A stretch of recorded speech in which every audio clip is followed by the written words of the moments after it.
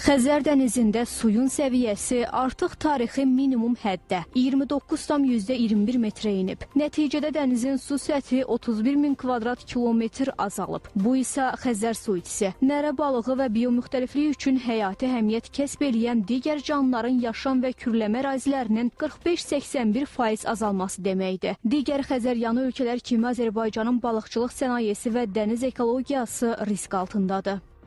Xəzər problemi əslində həm 5 sahilyanı dövlətin problemidir, həm də qlobal bir problemdir. Yəni bu problemin həllində ciddi şəkildə Birləşmiş Millətlər Təşkilatı, Avropa Birliyi rol oynamalı. Çünki Xəzərin tamamilə quruması, yox olması böyük bir ekoloji faciəyə səbəb ola bilər. Bu tək bizim coğrafiya deyil, dünyada ciddi şəkildə ekosistemin dəyişməsinə, qlobal ekosistemində. Bir var Xəzər ekosistemi, Xəzər ekosisteminin dəyişməsi ilə dünya ekosistemi dəyişə bilər.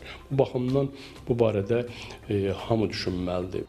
Qazaxıstan çıxış yolu kimi Xəzəri qidalandıran əsas su mənbəyi olan Volqa çayı ilə bağlı təkliflər irəli sürüb. Volqa çayından minimum su axınına dair Rusiyadan zəmanət tələb etmək məsələsi gündəmə gəlib. Lakin Rusiya çayı transsərhəd saymadığından əlavə öhdəlik götürmək istəmir. Halbuki Xəzərdəki mövcud vəziyyət şimal ölkəsindən də yan keçməyəcək. Çünki Rusiyanın cənubdakı limanlarına və Xəzərdəki hərbi marağına təsir göstərəcək. Siyasi şərhçi Əli Musa İbrahimov deyir ki, Rusiya bu işlərdə maliyyə və vəsaitini digər ölkələrin öhdəliyinə buraxmaq istəyir. Məhz buna görə də Kreml Qazaxıstanın çağırışlarına cavab vermir.